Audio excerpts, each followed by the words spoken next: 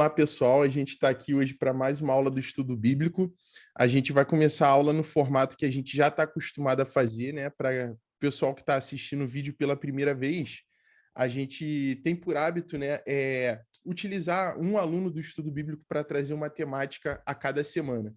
A aula de hoje, ela vai passar por mais um tema dos livros dos profetas menores. A gente vai trabalhar o livro de Abacuque, que é um livro dentro dos profetas menores, que também tem um número de capítulos bem reduzido, são 3 capítulos apenas esse livro, só que ele tem uma mensagem muito poderosa.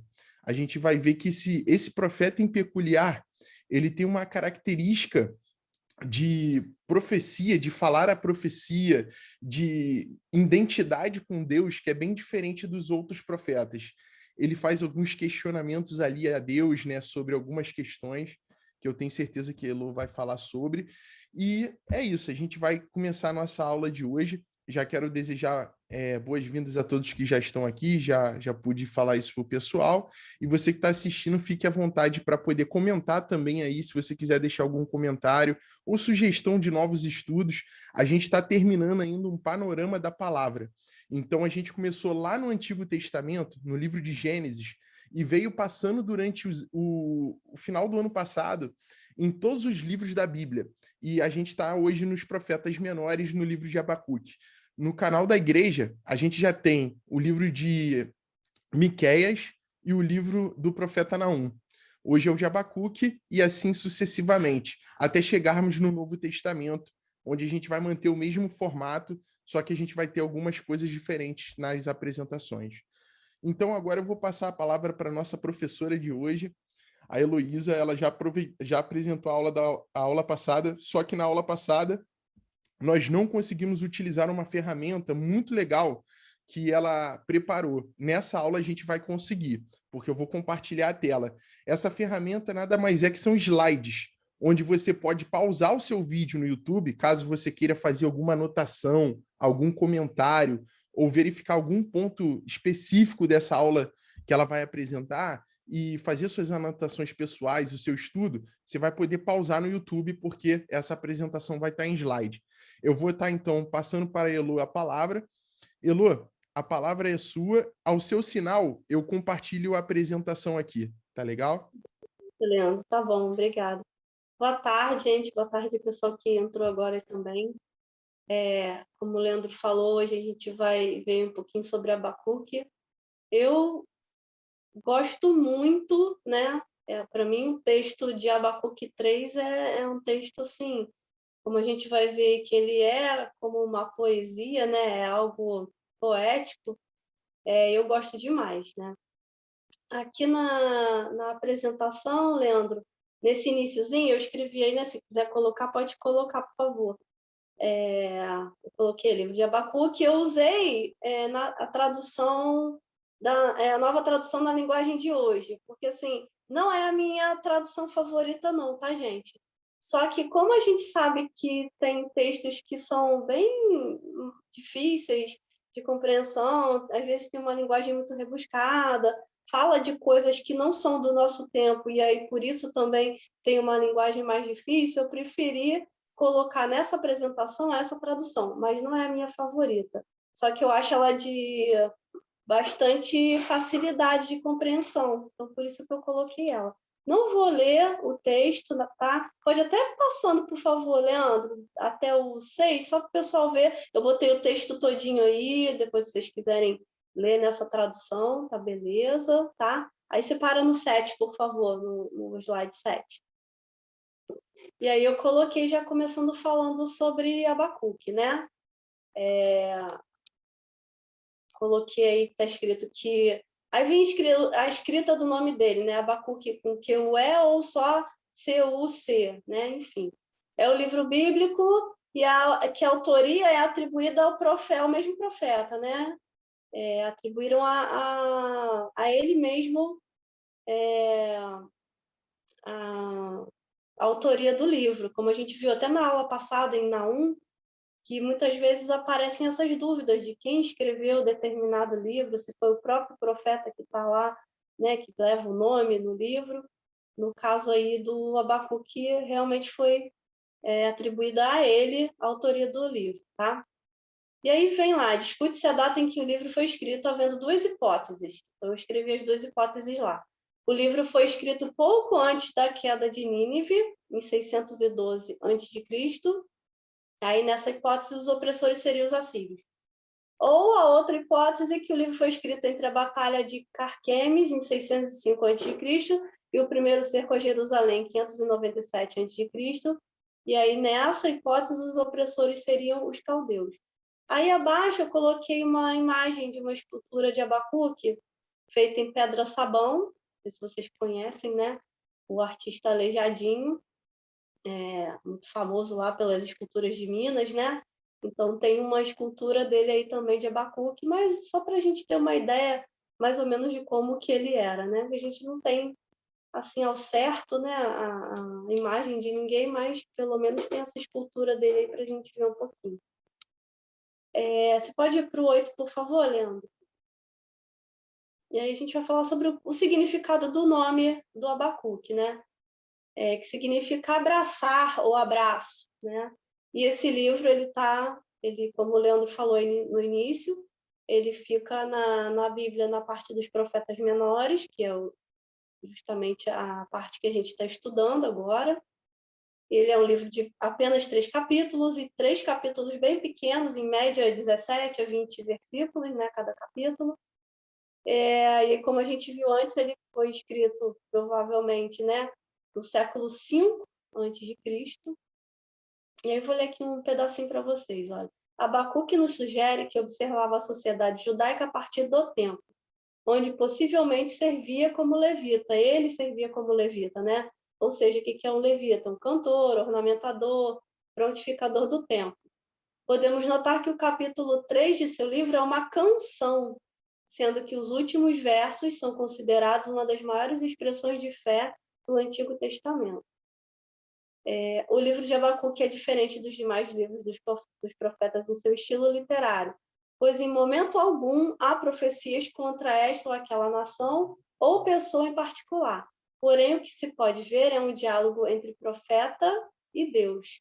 Entre seu texto há no capítulo 2 a expressão "o justo viverá da fé", que mais tarde inspiraria o apóstolo Paulo a escrever a mais teológica de suas cartas, a Carta aos Romanos, que posteriormente inspirou também Martinho Lutero na elaboração das 95 teses, gatilho da Reforma Protestante.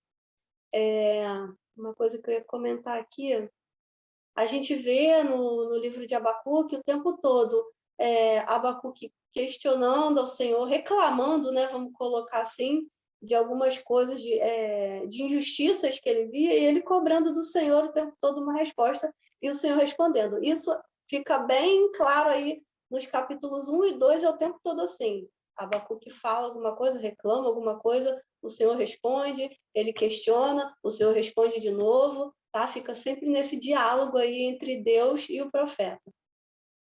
O profeta Abacuque inicia o livro interrogando a Deus e pedindo socorro, pois está cansado de ver o seu país sofrer opressão violenta, onde a lei enfraquece e o direito está distorcido.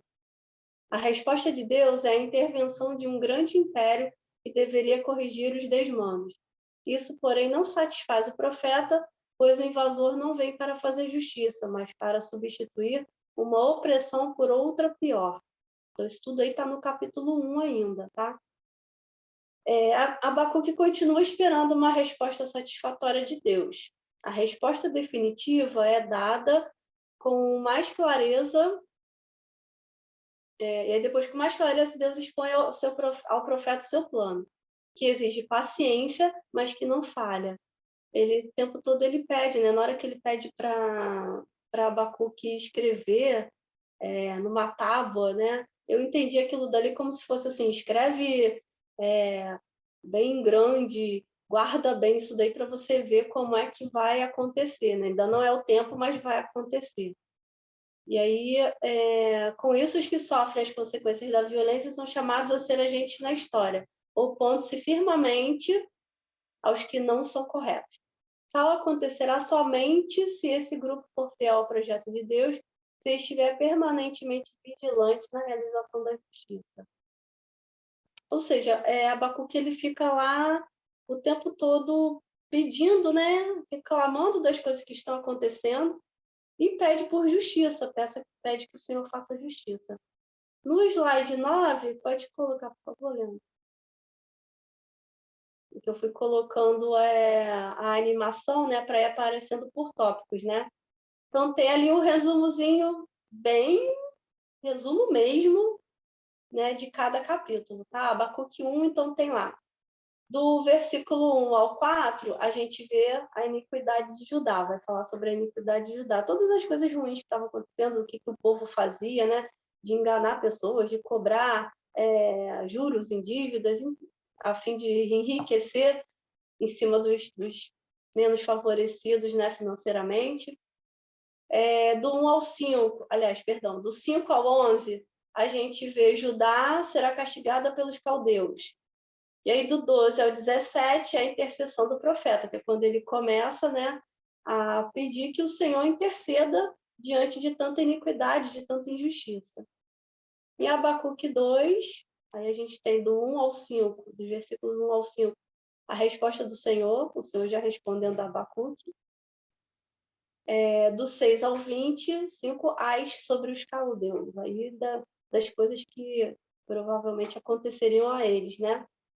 E no Abacuque 3, no início, antes, assim, bem no iniciozinho do 3, ele já começa a glorificar o Senhor, já começa a dizer palavras de amor para o Senhor, né? Exaltando o nome do Senhor, glorificando, enfim. E até que vem aquele finalzinho que a gente conhece bem, né? Deixa eu colocar aqui para mim. Que fala, que é muito conhecido, ainda que a figueira não... Peraí, aqui. Porque é bem diferente essa tradução. Ainda que a figueira não produza fruta, que a parreira não dê uva, ainda que não haja azeitona para apanhar, nem trigo para colher, ainda que não haja mais ovelhas nos campos, nem gado nos currais, mesmo assim eu darei graças ao Senhor e louvarei a Deus, o meu Salvador. O Senhor Deus é a minha força, ele torna o meu andar firme como de uma corça e me leva para as montanhas onde estarei seguro. É bem diferente essa tradução, mas ela fica mais clara, né, da gente entender. E aí, justo nesse finalzinho, né, Abacuque fala que, mesmo que tudo não vá bem, vamos dizer assim, né, resumindo, ainda assim ele vai exaltar o nome do Senhor. E aí, só colocar aqui. Pode pôr o seguinte, por favor, Leandro. Ah, já está aí. É esse, né? O profeta. É o 10, é o 10. Isso.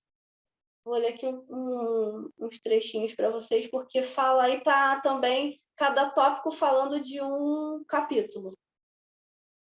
No primeiro tópico aí, o profeta Abacuque contempla a perversão de Judá, ou seja, ele vai vendo, vai notando e vai comentando da perversão de Judá e começa a questionar o Senhor a sua resposta para toda aquela opressão que a nação estava mergulhada. Abacuque 1 mostra a visão do profeta e a resposta de Deus para toda a vida de distanciamento do povo da aliança do Senhor. E aí no 2, né? O Senhor responde às dúvidas e inquietação do profeta apresentados em Abacuque 1. A desobediência e o pecado do povo não seria jamais esquecido pelo Senhor. O tempo de resposta do Senhor vem sobre Judá e Israel. O Abacuque ele fica naquela ansiedade, né, de que o Senhor faça logo algo, né? E o Senhor fala do tempo dele, que acontecerá tudo no tempo mesmo. E no capítulo 3, que a gente viu aí que é uma forma de salmo, né? É uma canção, é uma poesia, é um chamado profético que Abacuque conclama os justos a fortalecerem sua esperança no Senhor. Ele traz a memória sobre a meditação dos atos passados do Senhor, ora para a crise que seu povo vivia e alegra sobre a libertação vindoura. Aqui no finalzinho eu coloquei algumas perguntas que eu encontrei na internet, até para a gente esclarecer mais um pouquinho. Tem lá, qual foi o propósito de Abacuque? Abacuque chama a nação para uma mesma fé em Deus que ele encontrou diante das suas dificuldades e das desgraças em sua vida. o livro de Abacuque nos mostra que nem sempre entendemos os caminhos de Deus, mas podemos sempre confiar no Senhor, independente das circunstâncias. Esse propósito de Abacuque, na verdade, eu creio que seja o propósito de todo mundo, né? Porque a gente amar ao Senhor não é pelo que Ele pode dar, pelo que Ele pode fazer. É simplesmente amar por amar e ainda que tudo vá mal, a gente ainda assim vai glorificar o nome dEle, vai confiar nele, né? E esperar também o tempo que for, como a gente vê aí no livro, ele fala do tempo. A segunda pergunta, qual a resposta de Deus para Abacuque? Abacuque pediu por justiça e livramento ao povo. Entretanto, a resposta de Deus não foi exatamente o que ele esperava. Primeiramente, Deus concordou com a situação exposta. O povo injusto e violento precisava ser castigado, e a determinação de Deus é que fossem seriamente punidos pelos caldeus. E a terceira, o que significa a oração de Abacuque. O capítulo 3 de Abacuque é uma forma de salmo, é um chamado profético, conclama os justos, que a gente já leu ainda há pouco, né? Os justos a fortalecerem sua esperança no Senhor. E como ele, devemos orar com sentimento de louvor, adoração e gratidão pelo Senhor por tudo que tem feito em nossas vidas. No próximo slide, mais ou menos o que já estava escrito aí, que a gente já falou, eu só coloquei mais assim separado, só para a gente lembrar mais disso, né? Que com o livro de Abacuque tiramos preciosas lições para nossas vidas, sobre o poderoso agir de Deus. Assim como Abacuque, devemos orar com sentimento de louvor, adoração e gratidão pelo Senhor por tudo que tem feito em nossas vidas. E aí é isso, gente, tudo que eu vi sobre Abacuque. Lógico que tinha muito mais coisa lá também, né? Fala também dele ter sido contemporâneo de Sofonias, eu creio, acho que foi isso que eu li. E tem um outro que agora eu não me lembro. Mas tinha muita coisa falando também, mostrando onde ele foi, provavelmente onde ele foi sepultado e tal. Só que como a gente tem um tempo pequeno aqui, né, não dá para a gente trazer tudo, mas, enfim, fica aí já um estudo, pelo menos, mostrando o que cada capítulo significa, do que cada capítulo trata, né, e principalmente a lição, né, do livro, o que a gente tira de lição desse livro. Perfeito, Elô. Obrigado pela sua explanação. Gostei muito da sua apresentação através de slides. Você fez uma síntese bacana dos 3 capítulos que compreendem o livro do profeta Abacuque. Ficou bem destrinchado pelos tópicos que você apontou. Acredito que vai ajudar muito a galera que estiver vendo o vídeo depois para poder anotar, fazer alguma anotação a respeito do entendimento acerca desse livro. Agora, pessoal, vamos tentar destrinchar um pouco da mensagem profética, né? Como a Elô apresentou. O livro do profeta Abacuque, só para contextualizar para quem está assistindo a gente e para quem está aqui participando da aula e não consegue ainda com clareza entender esse cenário histórico, né? De onde o profeta está falando, para quem ele está falando, quem são esses tais de caldeus, né? Que povo é esse que Deus utilizou para oprimir os judeus, né? Trazer esse juízo. O cenário histórico do livro, dentro disso que a Elô apresentou, da onde o profeta foi chamado e para onde aonde ele está falando, vai pegar exatamente esse reino que é o reino de Judá. Para quem não pegou ainda as aulas antigas, que a gente fala sobre a divisão dos reinos de Israel em 2 reinos, que era o reino do norte e o reino do sul, o que aconteceu? Só para a gente botar um marco histórico aqui e a gente entender o contexto histórico, para entender o cenário. O povo de Israel, até os dias de Salomão, Davi, Salomão, seu sucessor, Salomão, o maior monarca entre os reis judeus, ele foi o último rei a governar sobre Israel unificada, naquele tempo do Antigo Testamento. A gente está falando no cenário bíblico do Antigo Testamento, quando Israel era unificada em 12 tribos. Quando Salomão ele vem a falecer, né? O seu poder ele tem que ser passado a seus filhos. o povo de Israel não se mantém mais conciso em 12 tribos. Salomão teve muitos filhos. Ele era um homem que tinha muitas esposas. Seus filhos, na sua posterioridade, depois que ele veio a falecer, eles disputaram o poder sobre o reino de Israel. E essa disputa grande que ocorreu e sangrenta pelo poder fez com que dois filhos outorgasse para si mesmo o poder sobre Israel. Então, um filho dele ficou com esse reino dividido do norte, que era categorizado como reino de Israel, a capital era Samaria, e o outro filho de Salomão ficou com o reino do sul, onde era chamado de reino de Judá, onde a capital era Jerusalém, se a gente for olhar no contexto do Antigo Testamento. Dentro desse cenário de dois reinos, Israel vai passar pelo momento mais conturbado da história, porque antes eles eram unificados em 12 tribos. Com a separação dos reinos, 10 tribos vão para o norte e duas tribos apenas ficam no sul, em Judá, que é a tribo de Judá e a tribo de Benjamim. O restante das 10 ficam para o reino do norte. O reino do norte, ele vai ser o primeiro reino que vai passar por uma espécie de influência e ataque de um império que vem a se ascender nessa época da antiguidade, que é o Império Assírio. E o reino do norte, ele vai se tornar cativo na mão desse Império Assírio. O reino de Judá, que é o reino do norte, vai resistir aos assírios. Porém, durante e ao longo da história, durante essa sucessão de filhos, né, da genealogia lá de Salomão, que vão disputando poder, e os reis que vão se opondo no norte e no sul, Deus vai levantando profetas. E esses profetas, a maioria deles, que está falando aí nos profetas maiores, profetas menores, eles estão profetizando durante esse período. É depois de Salomão, no período de sucessão de reis no norte e no sul. Por isso que é bom a gente entender o cenário histórico de Israel. Os profetas são levantados por Deus para falar num tempo onde Israel está dividida, as tribos não são mais 12, são 12, mas são divididas em 2 e 10, né? 10 no norte e 2 no sul. E a sucessão de reis de Israel é constante.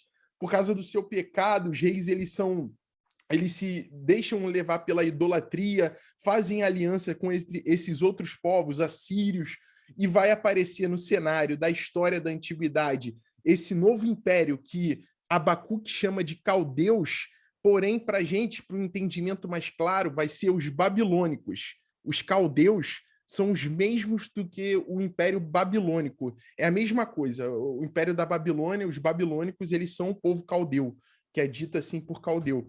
É o mesmo império que apareceu ali no livro de Daniel, daquele rei, daquele imperador, Nabucodonosor. É exatamente esse reino dos caldeus.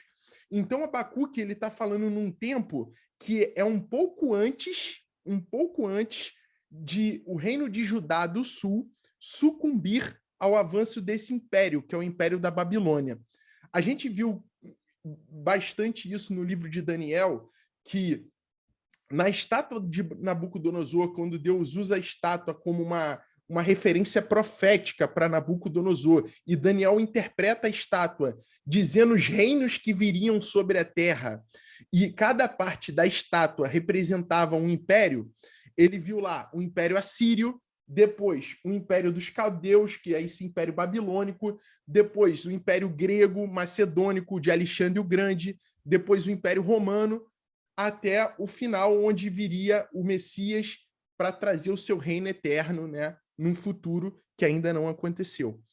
Então, por que eu estou trazendo essa ilustração para vocês? Para vocês entenderem que os profetas, quando a gente chega nos profetas maiores e menores, eles estão falando para o povo de Israel, para o povo judeu, num período de muita guerra, de idolatria, de corrupção, de escravidão, servidão, um momento em que há uma turbulência de sucessão de reis sobre Israel e sobre Judá constante. O reino do norte sucumbiu aos assírios e estava próximo do reino de Judá, o reino do sul sucumbir agora a esse novo império que estava às margens do reino de Judá, que é o Império Babilônico, o Império dos Caldeus. Antes do exílio babilônico, Abacuque é o profeta desse tempo. Deus chama Abacuque antes do exílio da Babilônia. Judá ainda não havia caído para os babilônicos. Esse é o cenário que Abacuque está sendo levantado nesses 3 capítulos que ele conversa com Deus. O interessante da profecia de Abacuque é que ele é um profeta que ele faz alguns questionamentos até de cunho filosófico, de cunho existencial a Deus. Ele diz o seguinte, aqui no capítulo 1, só para ilustrar um pouquinho dos primeiros versículos. O versículo 1 do capítulo 1 em diante. O peso que viu o profeta Abacuque. Olha o questionamento dele. Até quando, Senhor, clamarei eu, e tu não me escutarás? Gritar-te-ei violência, e não salvarás. Por que razão me mostras a iniquidade, e me fazes ver a opressão? Por que a destruição e a violência estão diante de mim, havendo também quem suscite e contenda e o litígio, né? E o contenda e o litígio. Por esta causa, a lei se afrouxa e a justiça nunca se manifesta, porque o ímpio cerca o justo e a justiça se manifesta distorcida. O que Abacuque está questionando a Deus? Senhor, cadê a sua justiça? Eu sou um profeta que estou vendo sobre o reino de Judá a corrupção dos monarcas sobre o povo, né, desses sucessivos monarcas sobre o povo, onde torna o povo cada dia mais dependentes deles, porque eles cobram altos impostos, tiram todo o dinheiro que o povo consegue arrecadar com tanto sacrifício para que o povo se torne cada dia mais dependente desses monarcas, desses líderes, né, desses sacerdotes, desses líderes eclesiásticos ou sacerdotes judeus que se dizem, né, servos do Senhor, mas profanam o templo com idolatria. Ou seja, Abacuque, ele começa o capítulo 1 e ele vai desenvolver essa ideia, como Elô bem ilustrou, questionando a Deus aonde está a justiça de Deus, que não consegue perceber a que ponto um homem daquele tempo, aquele cenário de sociedade dele chegou, e Deus não intervém de uma maneira efetiva de trazer o juízo para que o justo não pagasse mais o preço pelo opressor, por aquela sociedade contaminada. Abacuque ele está altamente instigado, incomodado em ele sendo um profeta de Deus, ver um cenário tão caótico. Isso um pouco antes, né, do exílio babilônico, antes da Babilônia tornar Judá o seu reino cativo, o seu reino de servidão. Abacuque, ele é um profeta indignado com o cenário da sua sociedade. Ele é um homem de Deus incomodado em ver a que ponto a sua sociedade chegou. E ele chega a questões e questionamentos que, hoje em dia, nós, em alguns momentos da nossa vida, podemos fazer. Às vezes fazemos, ou já fizemos em algum momento. Onde está a justiça de Deus nessas situações que nos cercam de corrupção, de calamidade, de circunstâncias adversas? Até quando Deus vai tolerar essa desigualdade no mundo, essa fome, essas doenças? Até quando, Senhor? Quando se manifestará efetivamente a tua justiça? E o mais incrível do livro de Abacuque é que ele conversando com Deus ao decorrer do capítulo 2, principalmente já chegando no capítulo 3, Deus vai demonstrar a Abacuque e revelar a ele que ele é o Senhor do tempo. O que significa isso? Deus tem o controle do início e do fim de todas as coisas, porque ele é Deus. E ele utiliza o próprio tempo, as circunstâncias da história, para trazer o juízo e trazer as sentenças determinadas para cada momento, para cada povo, para cada um que prefere viver pela injustiça de acordo com aquilo, de acordo com o tempo que que aquele povo viveu. E ele revela a Abacuque que ele não estava alheio à situação de Judá.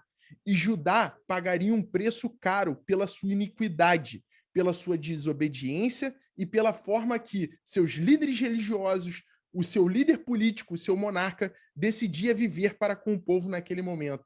E ele aponta que um império se levantaria para fazer com que Judá pagasse esse preço. Que império é esse? É o povo caldeu, é o povo babilônico. A Babilônia vai ser um império que se levantará para trazer o juízo final naquele momento histórico a Judá e levar Judá cativa à Babilônia, para que aí as suas gerações posteriores possam pensar nos pecados que os seus pais cometeram, pensar o que o pecado pode causar ou o distanciamento do homem de Deus pode causar às suas gerações. E Deus, ele alerta de uma forma para Abacuque que os impérios da terra são uma forma de que Deus utiliza para trazer o juízo e a justiça. Nenhum deles subsiste. Todos os impérios se levantam e caem. E eles são utilizados dentro da linha do tempo, da história, do tempo que está cercando, né, a nossa realidade, para poder, de alguma forma, trazer juízo às transgressões. O que Deus quer dizer com isso, né? Que, ao longo do tempo, Deus não está alheio à corrupção e à iniquidade, mas ele utiliza meios dentro da nossa realidade, da nossa história, para que seus juízos sejam efetivos. E ele chega no capítulo 3 a apontar que chegaria um momento em que haveria essa revelação do Messias vindouro, desse contato final entre o homem e Deus numa relação mais efetiva e perpétua.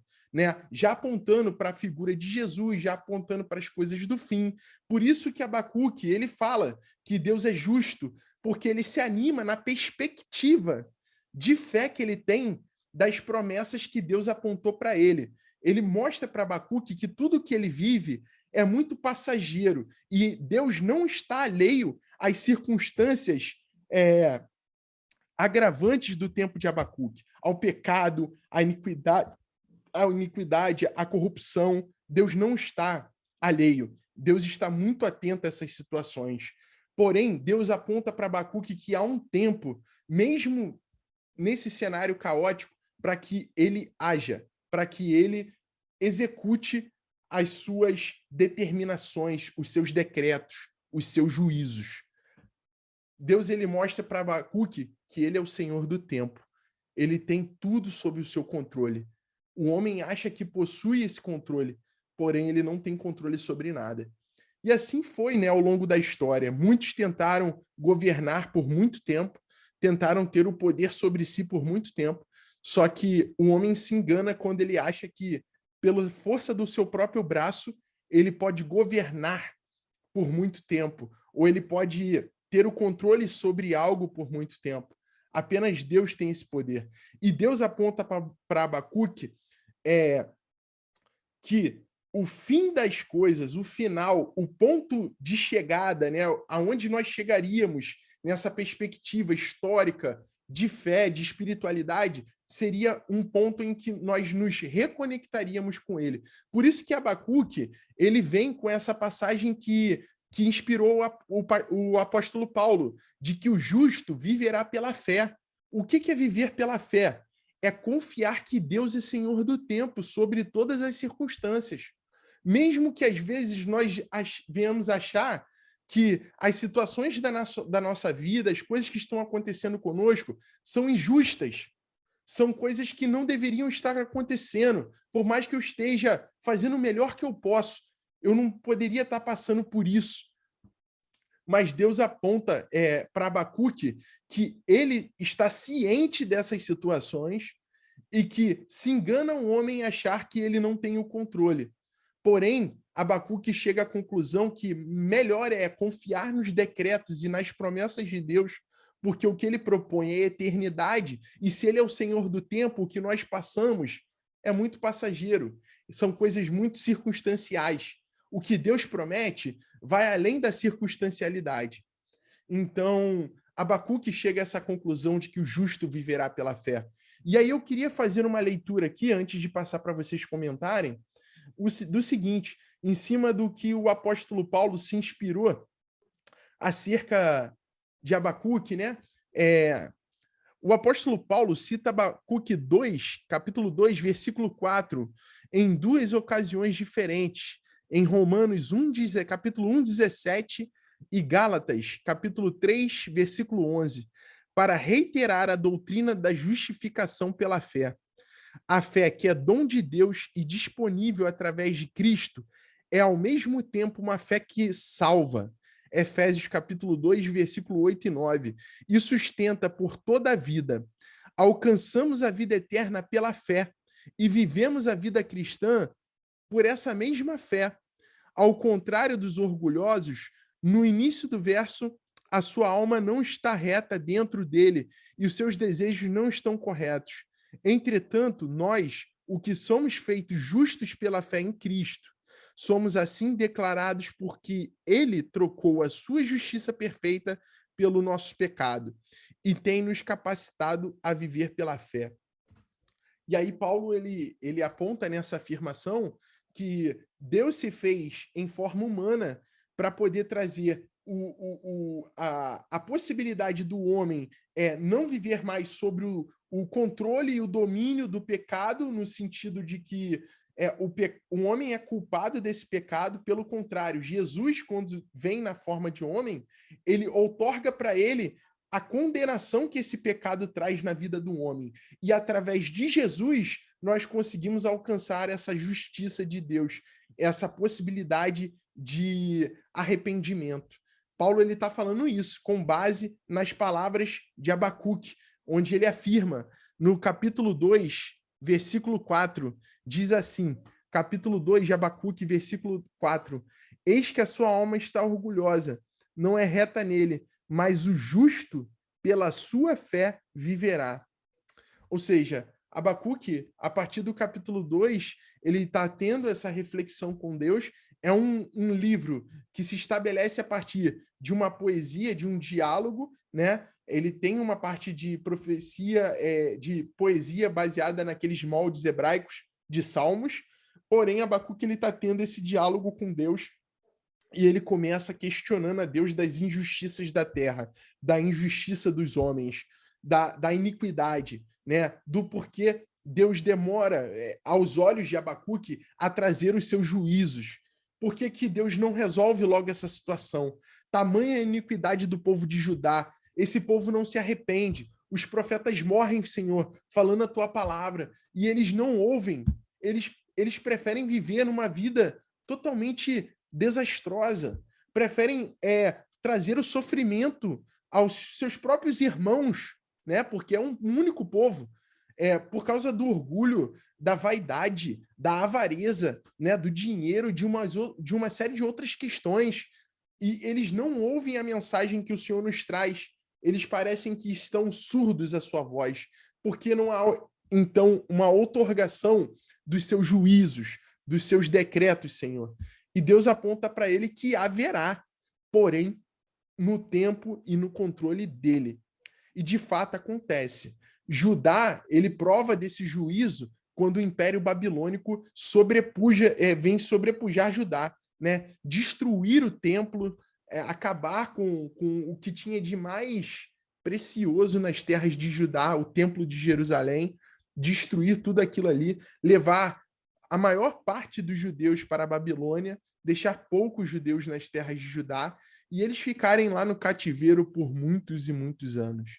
E aí a gente vê um pouco disso no livro de Daniel, onde Daniel é um desses cativos que está no palácio de Nabucodonosor. Então Abacuque está falando nesse cenário, trazendo esse questionamento filosófico, né, de questões filosóficas com Deus, procurando saber de Deus quando os seus juízos serão outorgados. Aí tem uma aplicação prática do livro de Abacuque, que é a seguinte: a lição para o leitor de Abacuque é que é admissível questionar o que Deus está fazendo, embora isso deva ser feito com respeito e reverência. Às vezes, não é evidente para nós o que está acontecendo, especialmente quando somos lançados em sofrimento por um período de tempo, ou se parece que nossos inimigos estão prosperando enquanto estamos apenas sobrevivendo. O livro de Abacuque, entretanto, afirma que Deus é um Deus soberano e onipotente, que tem todas as coisas sob controle. Precisamos apenas nos aquietar e confiar que Ele está trabalhando. Ele é quem afirma ser e sempre cumpre suas promessas. Ele punirá os perversos, mesmo quando não podemos ver. Ele ainda está no trono do universo.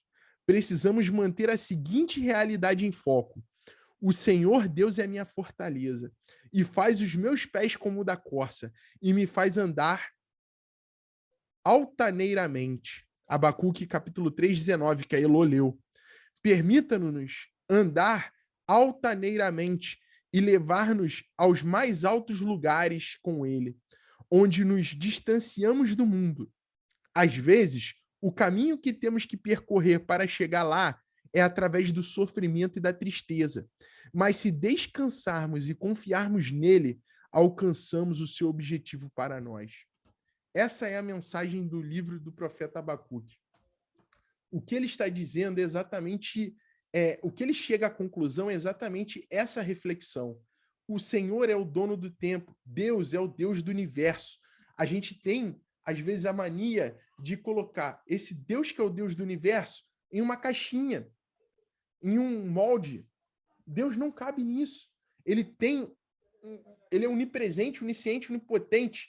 E quando nós tentamos entender isso, às vezes a gente até se perde nos pensamentos, pensando em quanto poder e controle ele pode ter de todas as coisas. O livro do profeta fala que nós podemos questionar, sim, Deus em algumas questões, com reverência, mas que nós devemos confiar. Eu não sei, às vezes a gente passa muito por tristezas, por dificuldades, por altos e baixos em nossa vida, mas a nossa confiança e a nossa fé deve estar sempre pautada nele, porque ele é o único que pode nos dar o escape das circunstâncias e das situações que nós vivemos.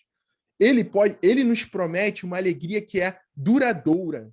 Ele nos promete uma saída para as nossas vidas que não é apenas material, é algo que vai alcançar a eternidade, é espiritual também.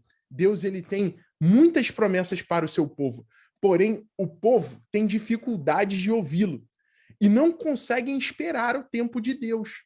Se ele é Senhor do tempo, nós temos que confiar no seu tempo. Aí você pode me falar, Leandro, mas é muito difícil confiar e aguardar.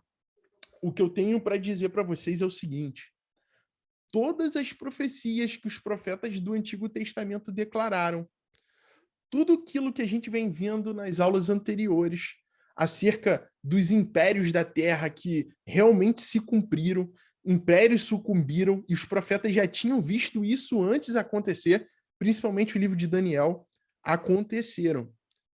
Deus tem o controle sobre todas as questões da terra. Ele disse que nenhum povo perduraria por tanto tempo como aqueles impérios que a gente achou que governariam a terra por muitos anos. Ou seja, ele tem o controle de todas as coisas. Às vezes nós não podemos entender o porquê os seus juízos não alcançaram a gente no tempo presente, ou ele não trouxe ainda, não se revelou ainda, né, para a gente, para nos encontrar, para estabelecer o seu reino. Tudo bem, é difícil de compreender, porque até Jesus disse, né, que ele não sabia ainda o dia e a hora que Deus outorgaria a ele a sua segunda vinda. Porém, nós devemos descansar e confiar em Deus e alcançar esse sentimento que Abacuque alcança no capítulo 3, de que ainda que a figueira não floresça, que ela não dê os seus frutos, eu confiarei no Deus da minha salvação. Falar isso, não só da boca para fora, mas ter esse sentimento dentro de si, no meio de uma circunstância adversa, é necessário uma maturidade espiritual e uma conexão com ele muito profunda, de você ter paz no meio do furacão, no meio da turbulência. Deus ele quer nos dar paz no meio da circunstância adversa. Ele não quer que nós venhamos a enlouquecer como esse mundo tem se enlouquecido. Ele quer apenas que nós venhamos a confiar nele. Assim, nada vai nos distanciar dele ou nos desconectar da sua presença. Não é dinheiro, não é material, não é sentimental. Nada poderá ter efeito sobre a nossa mente, sobre o nosso coração, porque nós estaremos conectados de fato em uma relação madura e sadia com Deus. O homem, ele deixa com que o mal se aposse da vida dele ao momento em que ele se distancia desse relacionamento com Deus. O quanto mais longe estamos de Deus, mais o mal se apresenta para nós. Pensem nisso. Quanto mais próximos, o mal está longe, porque o mal não consegue subsistir à presença do Altíssimo. Ele se apresenta e se revela porque a luz se retira. Então, é muito importante a gente pensar nessas questões. Eu quero abrir esse momento agora para que vocês possam comentar, para que vocês possam dar a opinião de vocês sobre o livro do profeta Abacuque. E se vocês quiserem fazer alguma pergunta, ou comentar, ou complementar, fiquem à vontade. É só abrir o microfone e aí a gente vai fazendo um comentário um de cada vez.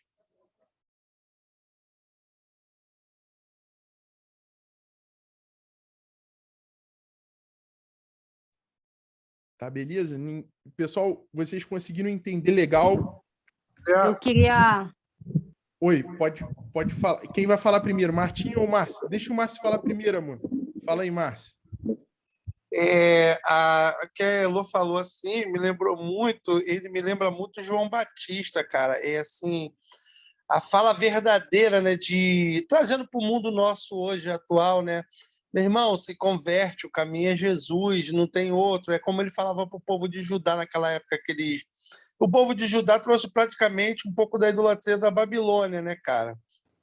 Nessa unificação deles estar lá, eles começaram a pegar a cultura de lá e esquecer quem era Deus, né? A sua própria cultura, né? Que eu estava lendo um livro aqui que ele clamava por justiça, ele conversava com Deus, falava, como é que é, Deus? Taca logo fogo, passa o cerol, era praticamente assim, né? E não era diferente de João, né, cara? João, quando estava anunciando Jesus, poxa, ele falou, raça de víbora, gente, entende? Ele é o Cristo, ele é o Salvador. E hoje, no nosso mundo atual, na igreja atual, hoje, eu vejo assim, pastores, até agora, né, a gente estudando, e muitas coisas a gente não quer entender, quando na verdade tem que ter a fé e acreditar que Jesus vai fazer o que ele falou que ia fazer, né, cara? E assim, quando eu vejo Abacuque para isso, quando tem a oração dele, ele fala assim, eu tenho que me alegrar na minha fé que tu existe e tu vai fazer. E tu vai fazer. Por mais que a gente passe por qualquer circunstância ou problema, a gente tem que acreditar que Deus é fiel para cumprir aquilo que ele falou que vai fazer. E ele me lembrou muito isso na hora que Elô estava falando. Falei assim, caramba, ele era um profeta de justiça mesmo, de falar, como é que é, Deus? Tu vai fazer? Eu sei, eu tenho certeza que tu vai passar o cerol em alguém, vai acontecer. É assim, esse é o meu comentário, assim, que tá aqui, assim, analisando, e para mim falar assim, cara, ele é idêntico a João Batista. Perfeito, exatamente, Márcio. É isso que você comentou. Assim como João Batista, no tempo de Jesus, era um outro profeta incomodado também com a iniquidade e as injustiças de seu tempo. Um homem de Deus, que Deus levantou com um propósito, anunciar o Cristo, né? Porque de fato, ele anuncia Jesus. E João Batista, assim como Abacuque, era um homem incomodado com as injustiças de seu tempo. Isso mostra para a gente, pessoal, que a gente também, no nosso tempo, deve estar sempre incomodado com o pecado, com a iniquidade. Nós não podemos coabitar, nós não podemos aceitar. Nós temos que buscar em Deus, claro, a justiça dele, mas sempre buscando essa conexão. Martinha, por favor. Oi, gente, boa tarde, tudo bem? Não, eu só queria deixar uma observação a respeito do livro de Abacuque, que ele é um profeta bem comum, né, nos livros proféticos. Pelo fato de ele não se dirigir, né, na visão que Deus dá para ele, na profecia, ao povo diretamente, ao povo de Judá, mas era um diálogo entre as questões dele, quanto àquilo que ele via e quanto à resposta de Deus. E isso me chama muita atenção, porque a perspectiva de olhar de Abacuque para aquela nação corrupta, e ele questiona Deus, assim como Jó, né, tenta questionar a soberania de Deus. Abacuque segue pelo mesmo caminho, por causa da incompreensão e pela sua visão humana, tipo, essa nação corrupta, Deus está vendo, não está fazendo nada, e ele começa a questionar sobre Deus fazer alguma coisa.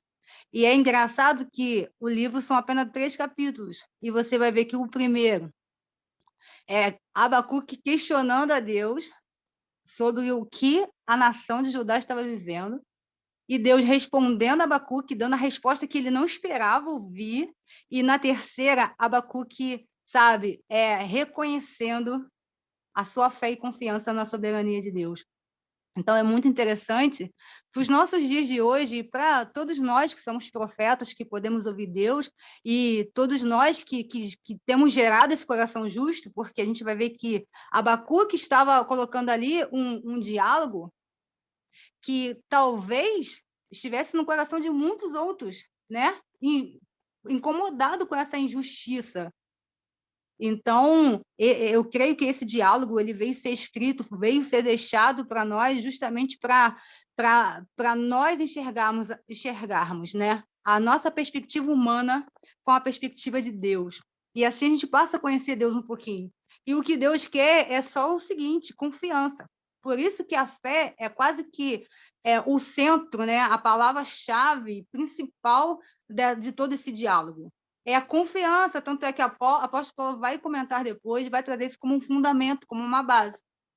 Porque se a gente confia que existe um soberano, que nada está fora do alcance das mãos dele, que não cai uma folha da árvore que Deus não permita, isso tem que levar o nosso coração a uma plena confiança em Deus, que pode estar caindo o mundo, desabando. Se ele falou que está no controle, é porque ele está no controle. Então, a gente aprende a deixar a nossa perspectiva humana e começar a enxergar com a dele. E por mais que esteja caótico, eu vou descansar, porque o meu Deus, ele não está dormindo, sabe? Porque tudo está no controle da mão dele. E nós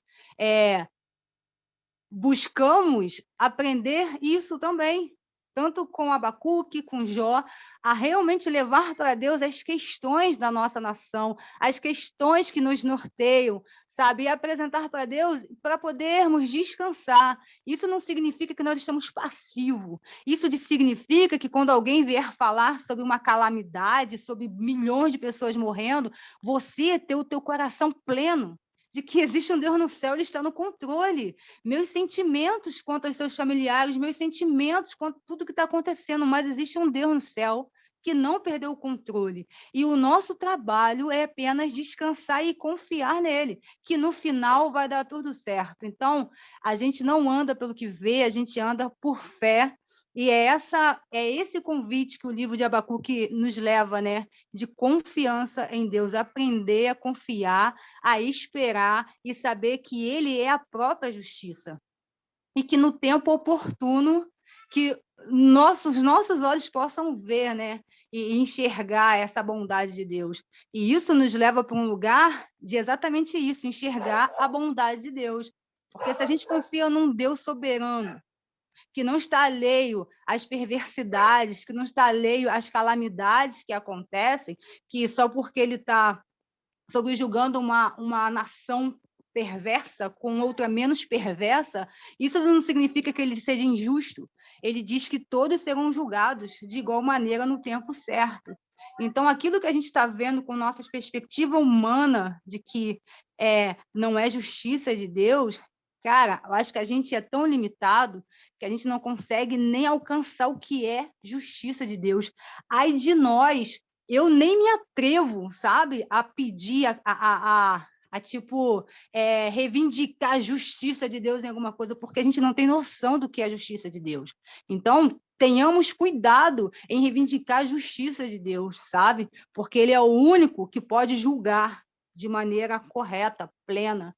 E nós, com o nosso olhar, humano, a gente não consegue alcançar o que Deus alcança. Então, obrigada, Elor, por ter trazido esse estudo. O livro de Abacuque, ele faz isso comigo, ele me faz enxergar esse lindo diálogo entre Deus e o homem, sabe? Em ouvir, em questionar, e no final o cara fala: Deus, mesmo que a figueira não floresça, sabe? Mesmo que não haja fruto na vide, todavia me alegrarei em ti. Então, mesmo que essa nação, sabe, se finde, mesmo que o caos permaneça, eu vou confiar em ti, sabe? E é para esse lugar que eu sinto Deus nos convidando hoje, para esse lugar de plena confiança, de que não estamos à deriva, de que estamos colados, agarrados num Deus soberano e que julgará todas as coisas. É isso que eu queria compartilhar.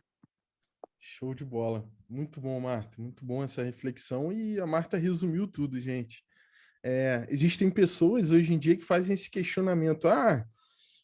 Se existe um Deus de verdade, por que ele não finda logo o sofrimento da humanidade, as fomes, as pestes e todas essas circunstâncias? Deus é o Senhor do tempo. Os seus juízos são mais altos e melhores do que qualquer perspectiva humana, porque ele é onipresente, onipotente, onisciente sobre todas as coisas. E ele possui decretos que foram instituídos por ele para que todas as coisas se encaixem no momento certo. Nós somos apenas uma fagulha, irmãos, da criação de Deus.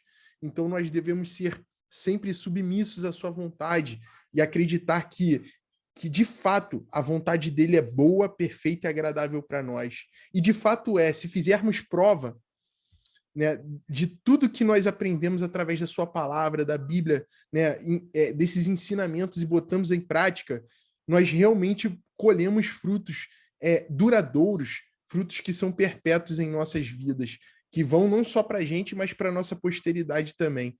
Então, que a gente se apegue a esse Deus, a esse relacionamento, confie, descanse em Deus, por mais que o juízo que você, às vezes, questiona ainda não tenha chegado para certas circunstâncias. Descanse em Deus. Ele é o único que pode trazer esses decretos e esses juízos a essas questões.